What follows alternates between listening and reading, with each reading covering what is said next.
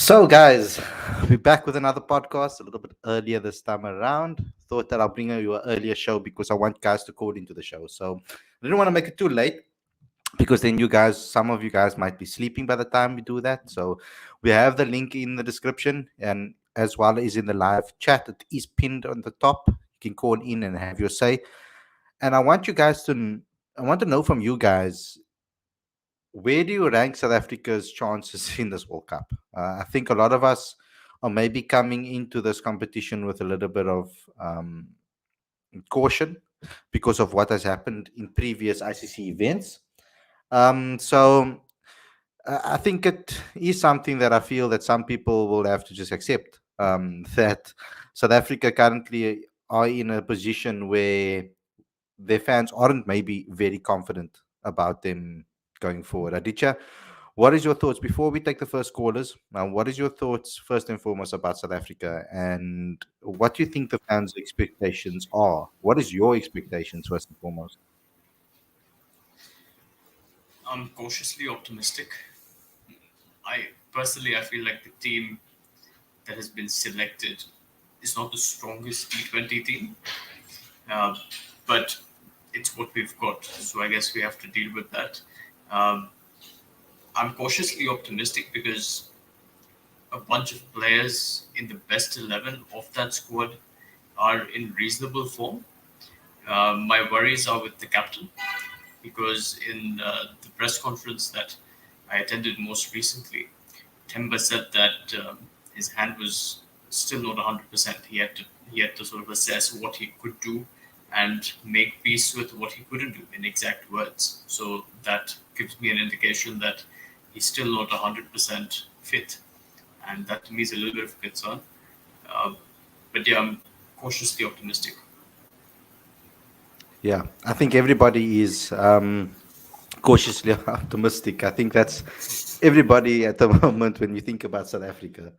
There's a lot of things that we can think about when it comes to South Africa, and I think a lot of guys maybe feel that the omission of Faf first and foremost didn't give us confidence because a lot of us wanted to see Faf in the team. I think that was probably one of the biggest mistakes I feel maybe that South Africa or the convener selectors would have made, um, to leave him out. I mean, Imran Tahir, I think there maybe was a good reason for Imran Tahir.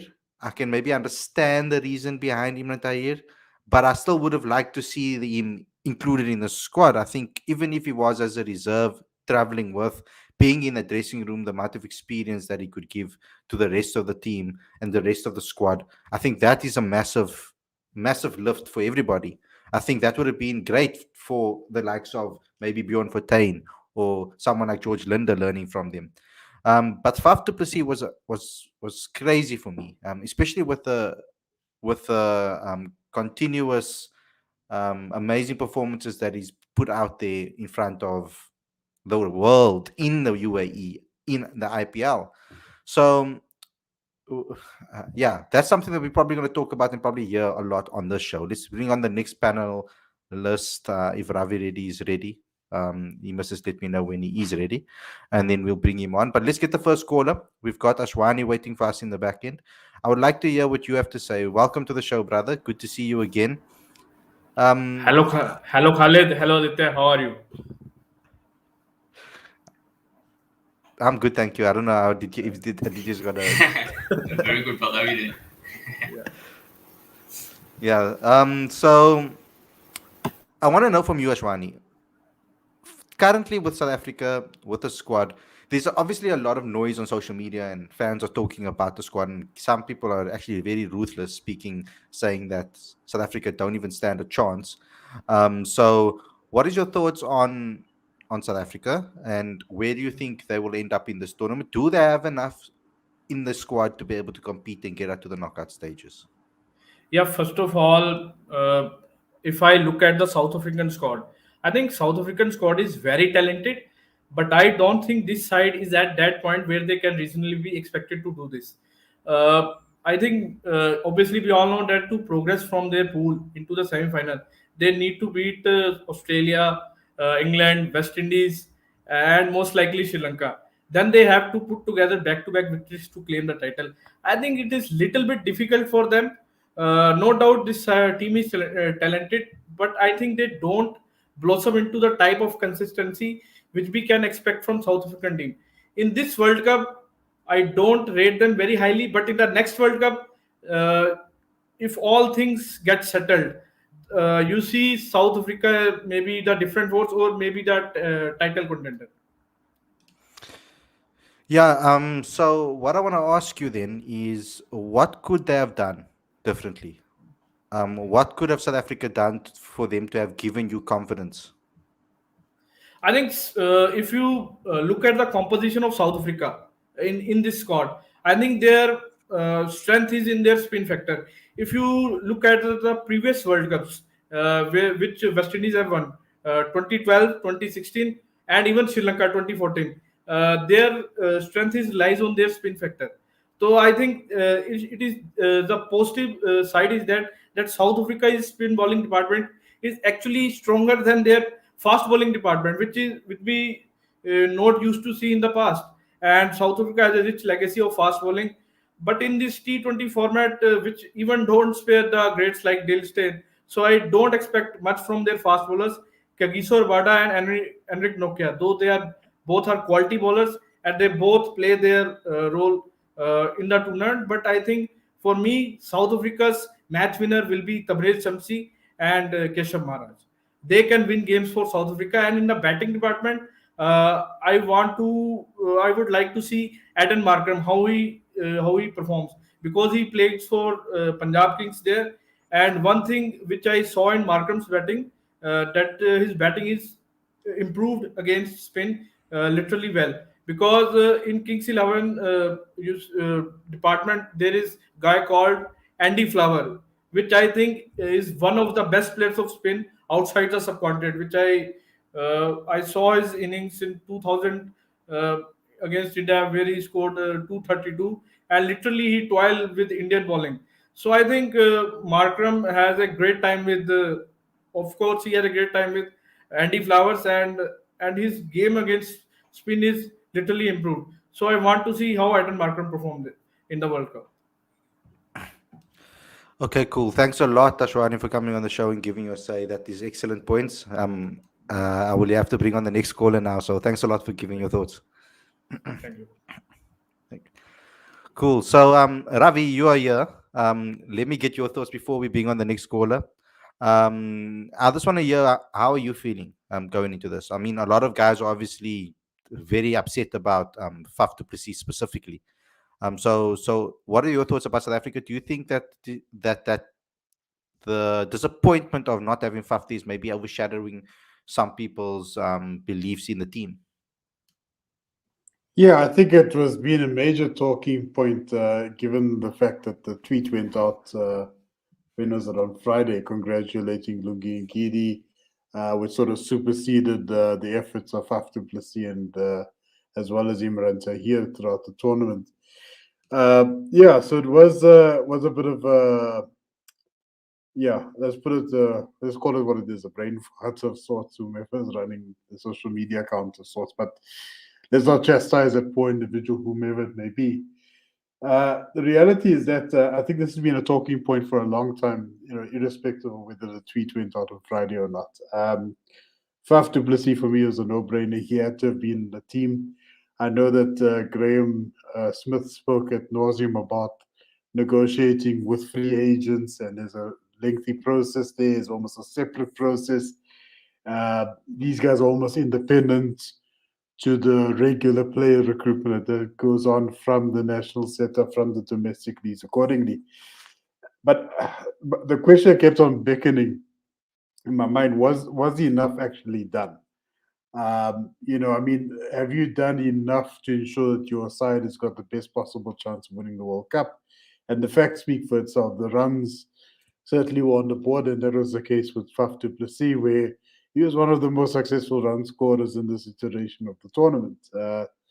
And basically, he might actually be back in Cape Town already. I'm not sure around the timing per se, but I know Dale got involved in that bit of a squabble online, but effectively, I think our opportunity was missed, not the very least securing the service of Faf du Plessis.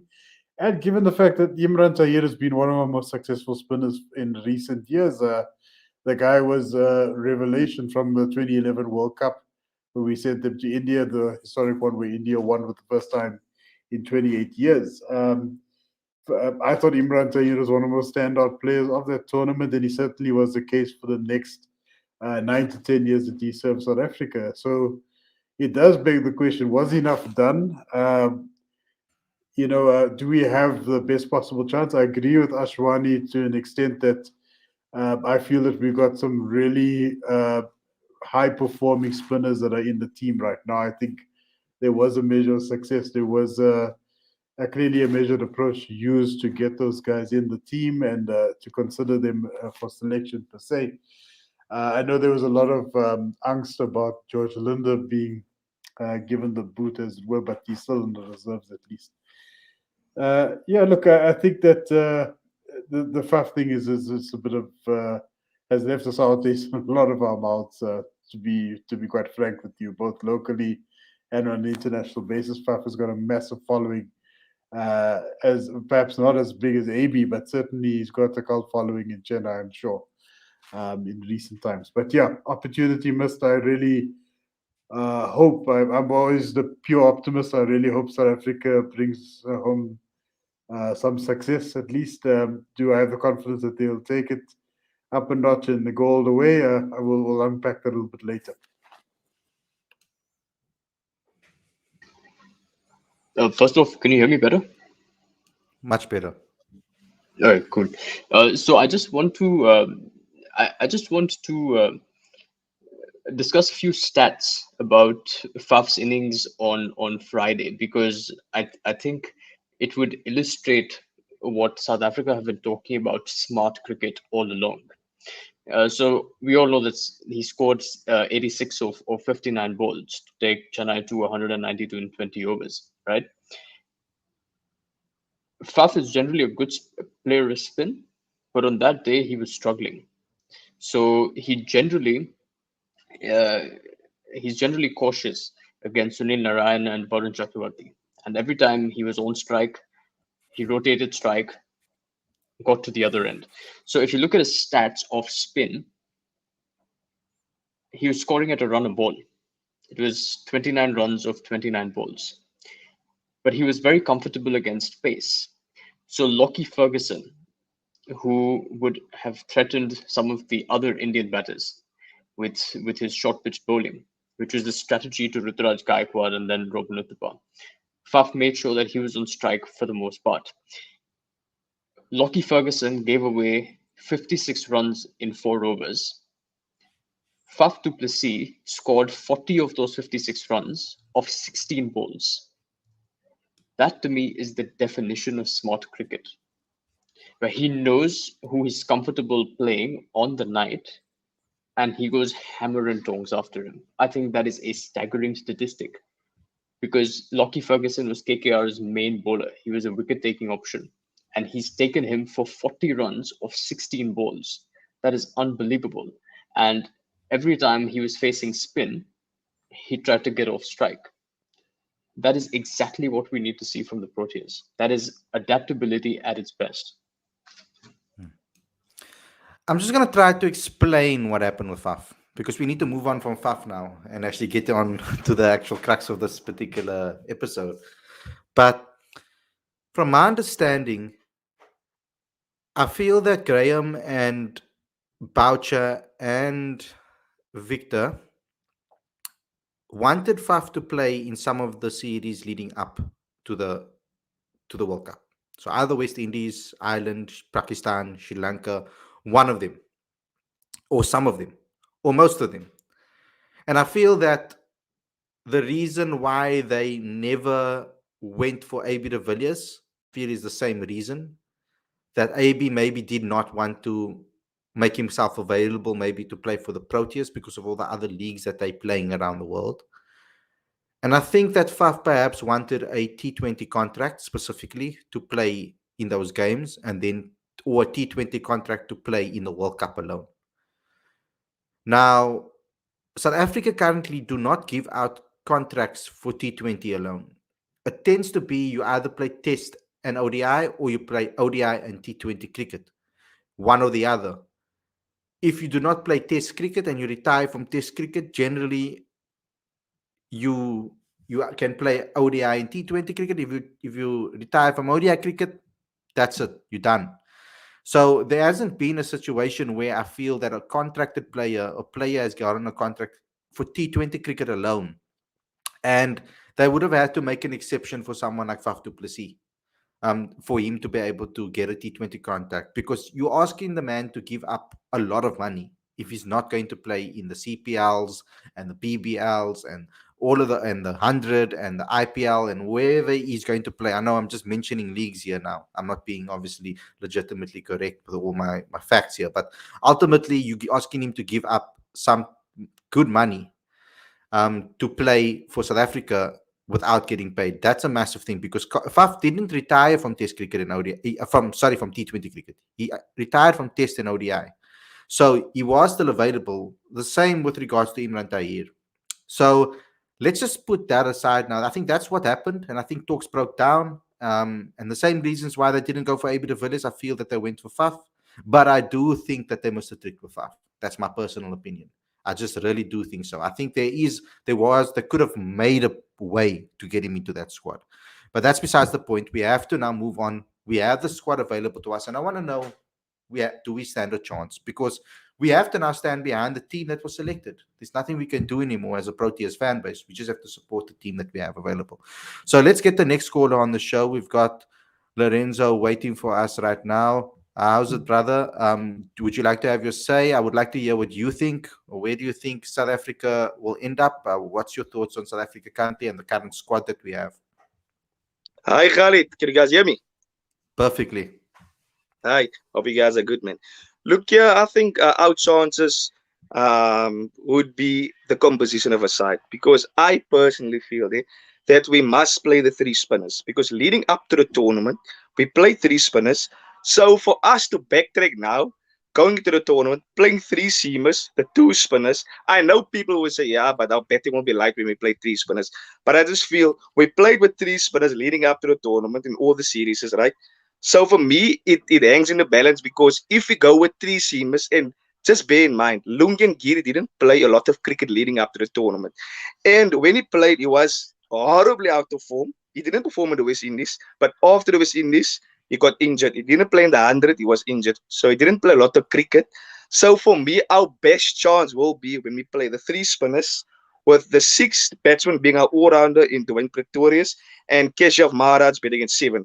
So for me, I think if we go with that, and personally, I think we can beat Australia in the first match. Their last five series, they lost all of them. They lost against England, against India, New Zealand, the West Indies, and against Bangladesh. So I think personally we should beat them. And that for me, that's not negotiable, right? Then we beat the West Indies as well. So, but as we all know, West Indies is a big team when it comes to tournaments. They have BNP players, so that will be a bit difficult. But for me, I think we can get over the line as well. The toss will also be very, very important, because I'm currently watching the game between Bangladesh and Scotland. As you can see there, Scotland scored 140, and Bangladesh is struggling at the moment. I can't see the score now because I'm busy with you guys now, but I don't know what the score is there now. But for me personally, I think the toss will also be very, very important, right?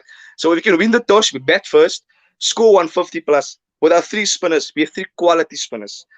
So with them being in the side, I personally feel that we can win matches. And with Kagiso Rabada and Anda Nokia being our seamers, I think we can do very, very well in this competition. So yeah, that's all I want to say, guys. That's excellent. I just want to ask you. I just want to ask you one question before you go, Lorenzo, because that was an excellent insight that you gave and a very positive, and I like that. Yes. From your perspective, when it comes to our batting lineup, now we're looking at our composition. Who Yes. drops out from the batsmen that are available? Because I can see us playing with six batsmen. Actually, I can see it happening with maybe Dwayne Pretorius playing at seven, and then maybe Keshav at eight, and then at nine maybe you have your Kagiso and Andrich, and then Shamsi playing two spinners, and then the extra spinner being maybe Aiden Markham, Malcolm. if you can get maybe 2 overs out of him. Do you see a composition like that, or do you feel that we need to maybe have 5 specialist batsmen and then 2 all-rounders or the extra spinner? No, for me, from as I said, for me, the okay, you can see it that way, playing the two spinners and then the six batsmen, the seven batsmen being the all-rounder, Dwayne Proteas batting in seven, and then Keshav at. We can go with that route with Markram being our third spinner. But as I said, for me personally, we've done so Mm. well leading up into the tournament, playing three spinners. And Yeah. even Mark Boucher said, with three spinners, it just give a nice balance coming from our bowling department. Yes, our batting will be a bit light, but I think the batsmen should take responsibility. You understand? So Mhm. they must take the responsibility, score 150 plus. If we can do that, we have quality spinners that can win us matches and two outstanding fast bowlers in Yeah. Ananoki and Kafisara Bharat that can also come to the fore. So for me, I will go with the three spinners, with 5 specialist batsmen and the 6 batsmen being Andre Pretorius batting at 6, Okay. and then the bowlers to follow. So yeah, that's Yeah. my composition. Awesome. That's what I wanted to ask you: is who would be your sixth batsman? Okay, so I see, I understand you'll have an all-round at six. That's actually a good Yes. composition as well. I can see us going with that. Lorenzo, thanks a lot for coming on the show. That was excellent insight. Please No call in problem. again. Please call in I will again. We do like so. your insight. Yeah, thanks a lot. Cheers, man. Cheers, guys. Bye. So, guys, you hear that? You mentioned obviously having someone like Dwayne Pretorius at six. Now you know that Dwayne is on the front cover of the magazine. So please go ahead and download that. The magazine is out. The World Cup petition gives you good insight. Gives you good insight into how South Africa are going to approach this. Aditya spoke to Keshav. I spoke to Dwayne Pretorius, and we had Mark talk to Kyle Verreynne. The reason why we went with someone that was part of the Proteas setup that wasn't in the current camp is because the insight that you can get with them could be a lot more honest. So the reason we went with that is we got some proper insight from Kyle. Also, he had a lot more time to speak to Mark than what some of the guys in the setup would have had. And he spoke about this fearless cricket that Boucher has instilled within the team. Now, I went with the headline of energy and passion is running in South Africa's veins. And that's line I got from Dwayne himself. That's what he told me. He said that's the one part of the composition that he feels that the Proteas have that edges them and gives them the edge because they have this young team. Only 8 players in the squad has played in previous tournaments. So there's and when it comes to only the last one, which we knew was a write-off when our plans didn't work out when we lost so many fast bowlers. So we knew that we had to play our plan B from the get-go of that World Cup. So Dwayne's idea of having no baggage it could work this time around. Last time around they spoke about no baggage and all of those type of things. I still felt though when you lose your main bowlers or your main plan is out the window and you have to start a competition with your plan B, you're already starting on the back foot. So the mindset is already shifted and wrong if you know that your plans are not available. And especially when South Africa in the 2019 World Cup, they just focused on their plan A. Like it was like every single time they didn't try to put themselves under pressure. I feel that Boucher, and that's the one compliment I have with Boucher and his coaching staff is he tried to put his team under pressure. He tried to put them in difficult circumstances. Our batting was so weak against spin before, and now I have seen us increase our ability with spin. So I have seen that we've been a lot better and a lot more competent against spin, especially someone like Aiden Markram. I think his game has come leaps and bounds against spin. We've got another panelist coming on the show. He's left again. I don't know what's happening. Maybe it's his connection. Okay, so let's continue this conversation. Uh, I'm very positive. After I spoke to Dwayne, he gave me he said a lot of the right things. Now, it's not that I'm going to go out here and say South Africa are going to win the World Cup. I'm not saying that here, guys. What I'm saying is I expect South Africa, like this is where my this is where my expectations are. I expect South Africa to get out of the group stages at least, to beat Australia, beat the West Indies. If they do so, they can get out of that group. That's my main thing: is get out of the group stages, get into the knockout stages, and if you get into the knockout stations, anything can happen. That's on T20 cricket is the one format that I feel South Africa's squad is the best the best prepared for, because it's a gamble. T20 cricket. You never know what's going to happen. Like, I didn't expect, for example, KKR to beat TC, like in the IPL, and yet it happened. There's a lot of things that happened in the IPL this year that we never expected. I never expected Mumbai Indians to not get through. I did expect CSK though. I always expect CSK. CSK is one of the top teams. But in T20 cricket, you never know what's going to happen. I just want to invite Sandile. Welcome to the show, Sandile. Can you hear us? Don't hear anything coming from you, bro. Yeah, nothing from your side. I'll have to remove you, bro. Let me know in the comment in the chat whether you are here. So Aditya, talk to me. Talk to me. You've been quiet. Talk to me. Oh, we've let's talk about the conditions a little bit. Currently where they're playing right now and what you have seen from in the World Cup so far. It seems like seam is working for some teams, or for the teams that played for now at least. Yes. Slower ball variations are working. Seaming all-rounders are doing well. And the spinners are largely playing a holding role. So that seems to be the bowling strategy that has worked in the IPL. So I think that, and out and out pace has also worked, at the other end of the spectrum, because we've seen Andrik notch up some serious numbers there. So I think that's, from a bowling point of view, that's the way that South Africa should probably approach the World Cup. From a batting point of view, these are difficult conditions for batting.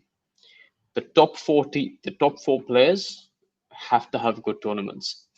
If you look at the last 2 seasons of the IPL and the teams that made the finals, the top 4 of each of those teams had extremely good tournaments, or at least 3 of those 4 players had extremely good tournaments. Last year for Mumbai, they were the champions. Quinton de Kock had a great tournament. Rohit Sharma had a decent tournament. He missed out a couple of games because of injury.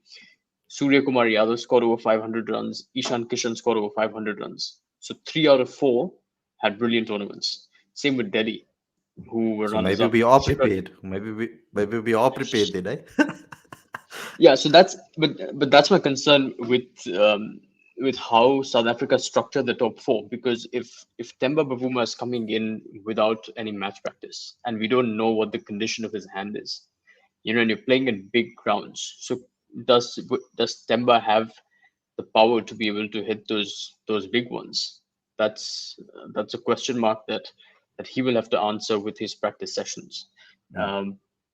But yeah, it's important for at least 3 of those top 4 to have very good tournaments, and that is why I feel like Temba, Quinton, Aiden, and Rassi should feature in that top 4. So for me, I don't think Temba needs to clear the ropes. He can score He can score with good shots, good cricket shots, play through the gaps, etc. I think that has to be his approach. A good solid 30 is also decent if Quinton de Kock is firing at the top. That's also very important. Let's bring on our next panelist, of course. Welcome to the show, Aaron. Good to see you. I know it's been a while, hasn't it? Yep, it has been a while. Before we get to the next caller, there's a caller waiting for us in the back end. So before we get to our next caller, I just want to hear your thoughts, Aaron, and also your thoughts on your article that you wrote for Cricket Fanatics Magazine. Guys, if you want to read the article, don't give all your secrets away from there. But I want people to still go read it. So go ahead and subscribe. It's in the description, the link, and we'll put it in the eye after the show. But give us some thoughts on that, and also how South Africa can compete, at least not win. Let's just go too far and say, oh, we're going to win the World Cup, but let's say at least compete, get out of the knockout stages. What do you expect from South Africa? How do they need to approach this? Well, Khalid, first of all, fantastic to be back on. I've missed it. I'm going to be honest. I've been busy doing TV stuff and podcasts, but always happy to come back on to Cricket Fanatics Magazine. No better place to spend a Sunday evening. And in terms of the article, of course, yeah, you can check that out in the latest issue of the magazine. I had the pleasure and the privilege of speaking to Tim Bresnan, an absolute idol of mine, 2010 Ashes winner, 2010 T20 World Cup winner as well. he gave some great insight, in particular about Paul Collingwood. And I know that in today's podcast here on the show, you have spoken a lot about Temba Bavuma, but something which came up so many times was captaincy, about creating that winning culture, creating a relaxed environment in order to get the best out of your players. So do go and check it out. And of course, the magazine is absolutely fantastic. I must admit, I got it in my inbox the other day. Some great articles in there. Definitely worth the read for any South African cricket fans out there. And talking of South Africa and the Proteas, I'm going to be honest, I'm quite surprised by how confident you guys have been tonight. Considering some of the media talk, I saw Niall O'Brien today say that he would be, thinking that South Africa would be struggling. I did just have one question before I answer your overall question, Khalid. Why are you so confident that South Africa will beat the West Indies? Just out of interest. It's in Dubai. The toss is going to be massive as well. Don't get me wrong. 8 out of the last 9 games there have been won by the team chasing. Are you confident that the Proteas can beat the reigning world champions? Yes, I am, because of our spin attack. And But it's I in think Dubai. that's Dubai's the most Yeah. seam conducive of the 3 surfaces. Yes, so if we can play a good holding role with our spinners, so if Keshav and if we're going to play 3, for example, if we play Bjorn and we play Keshav, if they can stop the West Indies from scoring and just put pressure on them, that's where I feel that the West Indies are going to get desperate and they're going to start swinging and hoping. And that's when we can get them out with our seam attack. Well, that's where Andrich Nokia and Keshav flourishes. Even a guy like Dwayne Pretorius, who bowls at 125, 126, what I've heard from him in my interview with him, the things that he was saying about having a plan A, B, C, D, and preparing like that, with that mindset, and not just having a plan A or B, having 3, 4 plans for specific bowlers, for specific batsmen, and adding different variations to your game. And also looking at it, you're speaking about modeling his game on someone like Dwayne Bravo when it comes to his bowling, and then modeling his batting on a cross between Kieran Pollard and Andre Russell. I think the way he's thought about things, you can't think yourself into existence, of course. You can't think something into existence necessarily, but the fact that he's thought about it and probably has been working on it gives me a little bit of confidence. But then I need to pick the guy. I hope they do, because we've seen sometimes there's situations where you feel that South Africa, what are they doing? Why are they picking this dude? So I feel that if we can frustrate them from ball 1, the West Indies, if we play Bjorn, he's going to open the bowling. If he can constrict them in the power play, I think that's where you beat the West Indies, because when you frustrate them. But if they are going from ball 1 and they start smacking the ball around and start putting pressure on you from the start, that's where I feel that you're going to lack. And look here, I know that maybe because of the series is maybe giving me a little bit more confidence too, that we beat them, when I know that it was under different circumstances. The West Indies only turn up really when they need to, and we know that. But I think that if we can really restrict them up front at the beginning from the start, we have a chance against the West Indies. I'm not saying that it's a definite. I'm 100% confident we're going to win. Things have to go our way. Like, for example, we need to hit our plans right. We need to approach it and make sure that we don't make mistakes. We need to be clinical in the field. We need to stop them, because they don't score. I don't think they're going to look for singles. They're not going to look to run quickly between the wickets. So your field has to be spot on. Your bowling plans have to be spot on. You need to understand that, for example, someone like Chris Gayle is not going to move a lot. So bowl balls that are going to force him to move, so he has to go fetch the ball. Don't bowl into his slot so that he can stand and deliver. So there's a lot of things that they need to think about. They need to bowl smartly. And I think someone like Keshav, I want to see how they do that. How Keshav and Temba together as a leadership group play themselves, bowl themselves. We saw how Keshav used his bowlers well throughout. That's what I was very excited about when it came to him as a leader. I don't know how the other guys feel, and I know Ravi is also a West Indies fan as well. So 20% of his heart is in maroon. 40%, but let's not talk numbers yet. 48%. Wow. So no, definitely. Look, I think West Indies are always tough when it comes to World Cup tournaments. We know that. I mean, the last 3 World Cups in particular, they've just been strong contenders overall. How's it going with Scotland versus Bangladesh there, Aaron? Just got a wicket. Scotland are, I'm not going to say on the verge, but they're getting there. Sorry, I did just have a little bit of a celebration. Carry on. They're Yeah, I'm seeing the Twitterverse is exploding. But coming back to the Windies, tough competition, tough opposition in the World Cup setup, guys. You must never go with previous games head to head. Whether Chris Gale is 42 or 22, it doesn't matter. It takes, you got 6 overs on the power play, right? If you can get on top of the West Indies in those 6 overs, fair play to South Africa. I think they can take them. But the only way they could do that is to go with a 3 spinner strategy. I think we spoke about that quite extensively this evening. But let's see how that plays out for South Africa in the tournament. They've got a lot of work cut out for them. And look, this is effectively going to be like the Super 8 tournament all over again. There are no second chances here. Once you lose, your chances like sort of become more minimal as time goes on. But anyways. Before we continue with Aaron, I just want to bring on a caller because I don't want to just waste their time. So let's bring on the next caller. How's it, bro? Can you just pronounce your full name for me quickly? I wanna I'll pronounce your full name before. I don't want to botch it. Carl. Hello. Nothing. Oh, sorry. How's it? Yeah, you were muted. How do I pronounce your full name Carl and surname? Detlef Muggenberg. Excellent. How's it, man? What you have to say about South Africa? Good. I just want to say I am also very confident when we play the West Indies. I think a lot of West Indies players are not in good form, like Chris Gale, Nicholas Pooran, and can't think of another one.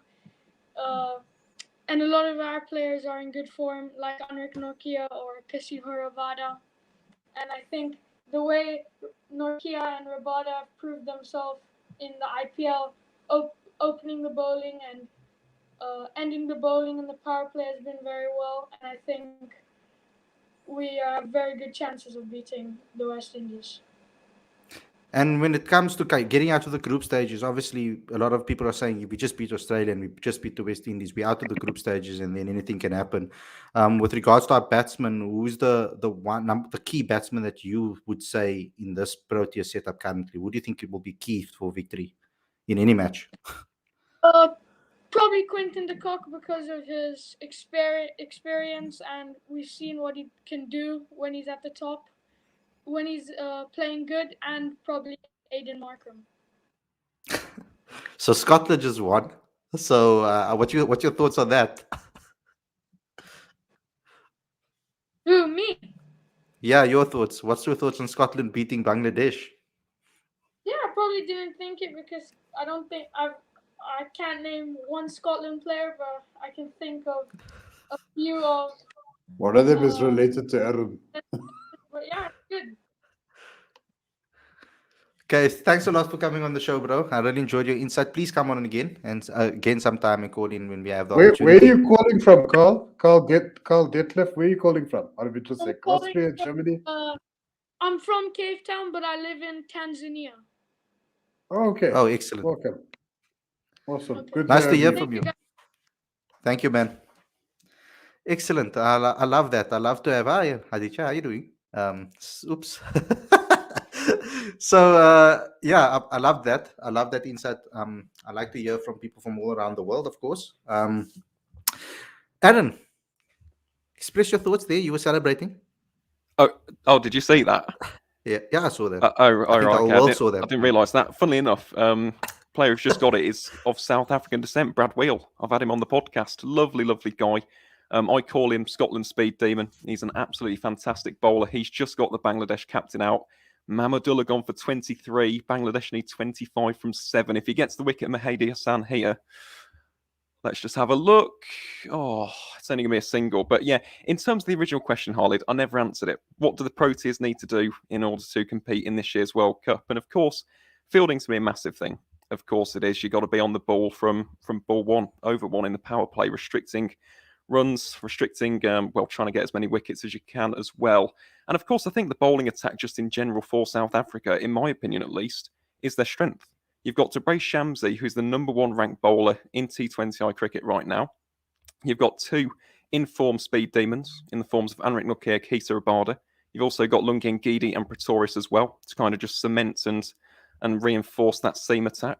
And then, of course, you've also got two excellent left-arm off-spinners in Bjorn Fortuyn and Keshav Maharaj. So, for me personally, if those guys do come to the forefront, I always say this, it's one of my absolute favourite sayings in cricket. Batsmen win your games, bowlers win your tournaments. It's so, so true. We saw that the other night in the IPL final as well, with the likes of Shardul Thakur, Deepak Char and Ravi Jadeja. So, for me, the real strength of the Proteas is the batting. The only thing that concerns me, I'm going to be completely honest, is that batting depth. Because when you see a lot of these teams, they bat down to 8, 9. In England's case, for example, we bat down to 10. Whereas South Africa, it's more 6 to 7. It is a little bit light in terms of the batting department. So for me personally, I do think they can compete. I'm not writing off the Proteas at all. The only thing that I suppose has put a dampener on my spirit, I suppose, is the whole Faf du Plessis saga. I'm going to be completely honest. Like, I'm still absolutely bamboozled as to why he's not in this year's tournament. I still don't think we're going to get an answer, a proper answer to that, for a number of months, if not years to come. But yeah, that's the only disappointing thing. But in terms of writing off the Proteas, do it at your own peril. Let me just say, in the IPL, I've been doing some work for Flow Sports in the Caribbean. I wrote off KKR in the previous show. I said they were 2 from 7. I said they've got no chance. RCB, Delhi, Mumbai, CSK. And then out of nowhere, KKR came back resurgent, the men in purple, and reached the final. Almost won the entire competition. So if you're a South African fan, keep up the faith, keep optimistic. You know me, have my approach on life. And who knows, anything can happen. The T20 World Cup is so unpredictable. It really is. This isn't test cricket. It's not 50 over cricket. One memorable performance can change the entire outlook of a game. Look at 2016, for example, when 15-year-old Aaron was sat there watching that final. Ben Stokes, he's got all those runs at the end, and then Carlos Brathwaite hit 6, 6, 6, and then another 6, and crushed my poor hopes and dreams along with RCB in that year as well. So keep up the faith, keep optimistic, of course, and who knows? As you said, 1 or 2 big matches, if you can get wins in them, the Proteas could make a bit of a charge for this year's World Cup. Who knows? Teacher, I want to get more thoughts from you, based on what Aaron has said over there. Yeah, what's your thoughts on what Aaron had to say? Oh, well, is the old adage that, batters win you games, bowlers win you tournaments. Absolutely right. And I'd like to see the Proteas sort of following the history of the IPL over the last 2 seasons and really get a sense of who takes wickets when, who scores runs when, and with spin, we've seen that spinners have generally played a holding role. Rashid Khan, for example, who's typically been among the contenders for the purple cap in the IPL. In the last 2 seasons, he's been brilliant, but he hasn't taken as many wickets as the highest wicket takers have.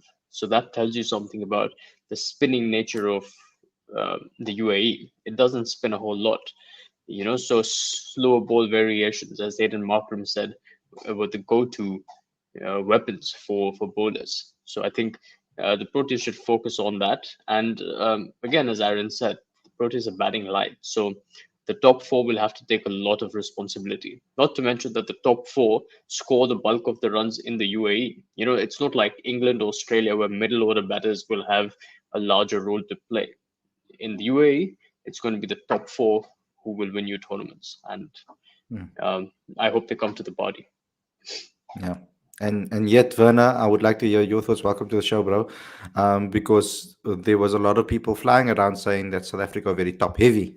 So based on what Aditya is saying, and based on the UAE, then South Africa's chances should be good as a batting unit, shouldn't it? Yeah, as long as our top order fire.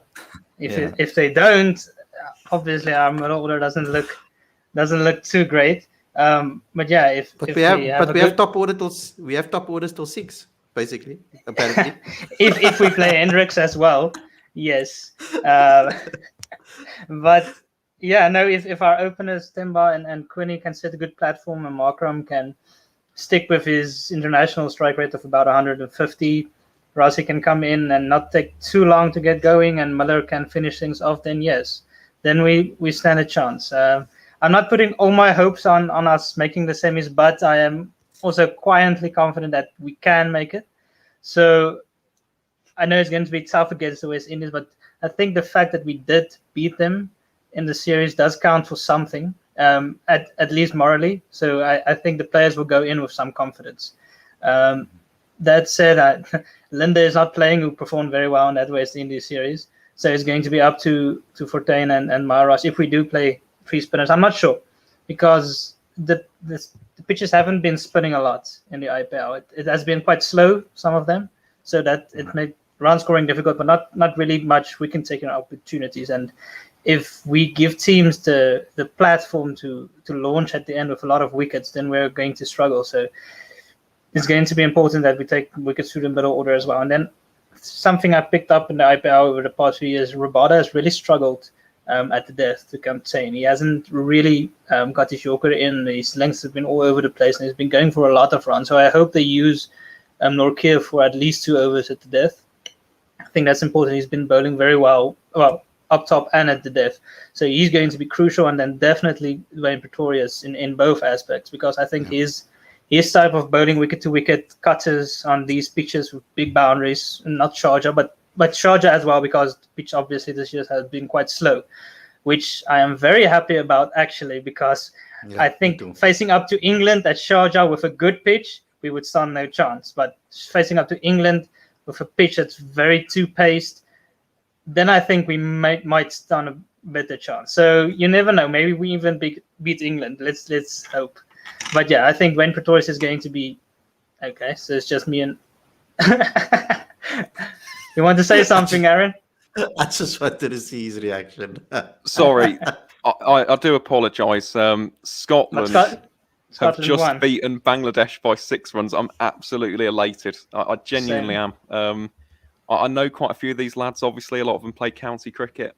Really, really nice guys. In particular, Brad had him on the podcast, and I saw some people in the chat saying, "Is he African origin?" Yeah, he is. He was born in Durban. As I said, if you want to listen to the County Cricket podcast, you can listen to that origin story. But that is a memorable win for the men in purple, and that's incredible.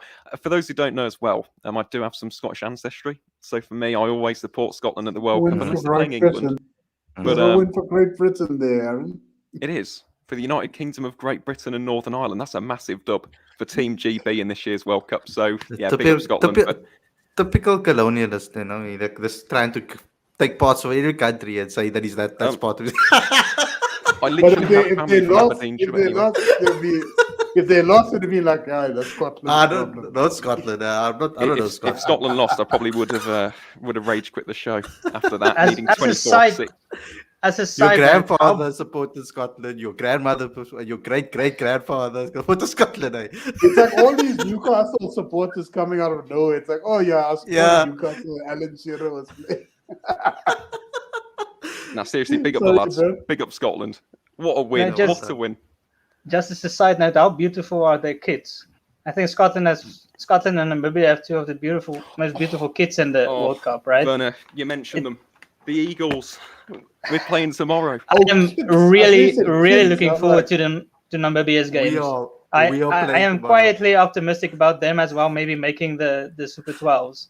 And now that Bangladesh, they are in the same group as Bangladesh, or in the opposite group. They're the group A. Oh, so they were with Ireland, Namibia.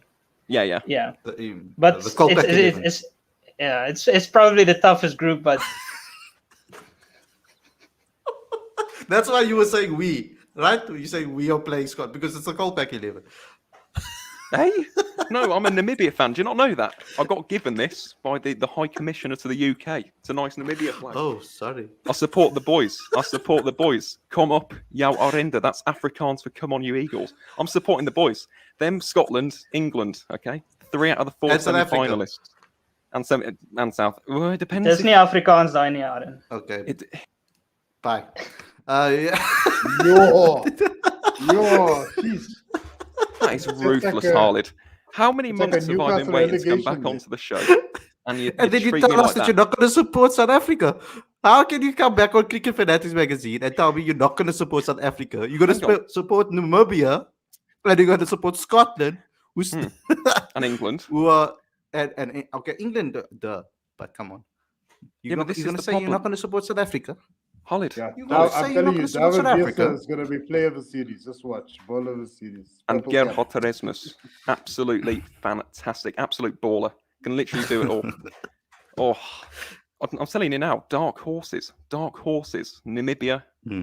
Oh, I think they're going to have a good tournament. Nah. As a Scotland, that's massive. Also, the coaching staff, man. Look here, I rate Das Neves very highly, man, as well. You know, so And Albie, they got Albie as well. yeah, Oh, is and Ruben, yeah, is he the coach? Is he the Yeah. coach of? Oh wow! And Pierre de think- Bruyne, who used to play for Leicestershire. But we all know the power couple is going to be Hayden and Philander, right? You all know that. Mm. But I saw today that 7 of the teams are coached by a South African. So hopefully somewhere we get a win. yeah, South Africa. It's going to be a South African coach. Yeah, that's it. Gary Kirsten is the shining light of the 2010 World Cup. Not India, Gary Kirsten. Definitely. Yeah, South Africa won the World Cup. You guys just didn't know. Gary Kirsten won it. You know. Well, I mean, the fact that you're standing up and holding the World Cup, that's a South African winning the World Cup. There we go. Oh Lord. We haven't spoken to you, Aditya, about India's chances. Are you very confident going into this tournament about India? Yeah, definitely. I think I don't want to, at the risk of sounding overly confident, I suppose. I think any ICC tournament, India goes in as one of the favorites because I think they do have a complete set of players and they have the reinforcements as well. You know, so the team generally picks a combination of informed players and experienced players. So they do end up doing the trick for the most part. And this time, of course, we've also got Captain Cool MS Dhoni as our mentor, who I'm sure would be an inspiring presence, but also calming presence. So yeah, I'm looking forward to El Clasico, India versus Pakistan on the 24th, expecting over 1 billion viewers, and Oh, Classico, that's a great one. yeah. See, Aditya's got jokes too tonight. I thought it was just Aaron was the only joker this year. El Clasico, El Clasico. Talking about El Clasico, I don't think it's going to be as fire as they used to be. But that's for Friday Night Football, I guess. Werner, I want to get some more insight from you because you've come on. You've had your say. I interrupted you a little bit because of Aaron's celebrations, so I'm sorry about that. But no, it was cool. It makes the stream great, Aaron. So I love it. Keep on doing that. That makes it a lot of fun. I like to see a raw reaction. You saw our Facebook page. You're one of our top, actually, if you look on the Facebook page, you're one of the top fans on the Facebook page. So thanks a lot for supporting us there, guys. Do go over there. That's the biggest community that we have currently. There's over 16,000 people on Facebook that support us. So please go ahead and become one of those fans. That's actually our biggest platform. So go ahead there. But you've seen it. You've seen the hatred. You've seen a lot of racial comments on every single post, almost every single thing that we do. I want to talk to you about one specific thing. It might be a little bit controversial for you, but I needed someone to speak about it, and I want to speak about it. Pavuma is going to be very important in this World Cup, and not maybe from a batting perspective, more as a leader perspective and the confidence that he's going to bring for the team. Do you think that the criticism he's getting is a little bit harsh or unfair? That he's getting all the blame for everything that's happening in South African cricket. He's been labelled quota player. He's been labelled as the reason why players are not being selected in the side. All this pressure and all this negativity and hatred is coming Pavuma's way. What is your thoughts on that and your thoughts of Pavuma as a captain for this team and how important it's going to be going into this tournament? Yeah, it definitely is unfair. Everything being put on him. Look, it's not his fault that he was picked as captain in the first place, right? He didn't have a lot of international T20 or ODI experience to fall back on. He didn't have 50 games before he was picked as captain. He was picked based on performing well for the Lions, and he performed really well for the Lions. He captained him to several trophies. So in terms of captaincy, he definitely deserves to be captain because he is a good leader and he has captained the Lions to multiple trophies, as I said. So it's going to be very important, and he'll definitely want to lead from the front with the bat. And I think if he does, that's going to set the trend for us in this tournament. But having said that, we've just watched IPL where Owen Morgan has gone through the whole series.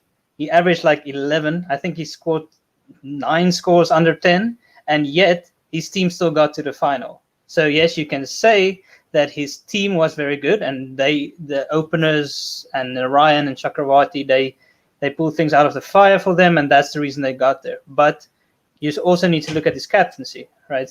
His bowling changes, his field settings, where he talked to his bowlers, what are you going to do? How are we going to combat what the batsman did?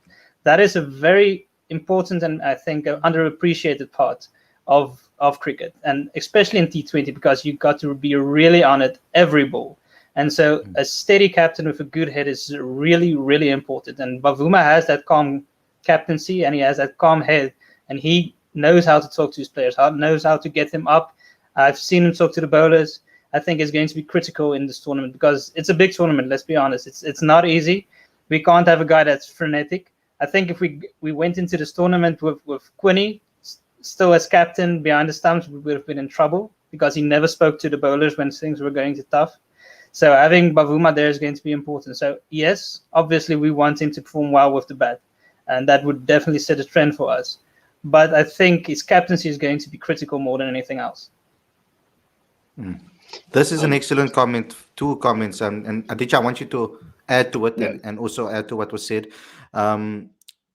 Yes, why isn't Boucher and Buff getting slandered too? And also, like I said, the side with the most streetwise captain will win the World Cup. New Zealand are big dark horses. Okay, so Aditya, I want you to add to what Werner has said, and then as well to maybe some of the comments that were made there.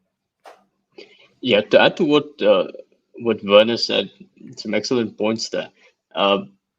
My concern with Bavuma is that I hope his injury doesn't get in the way of his batting and his fielding too. In the press conference, somehow when he said that that then the following day was going to be the first time he'd face live bowlers in a net session, and it would be a time for him to assess what he can do with his hand and make peace with what he can't do. That was concerning to me.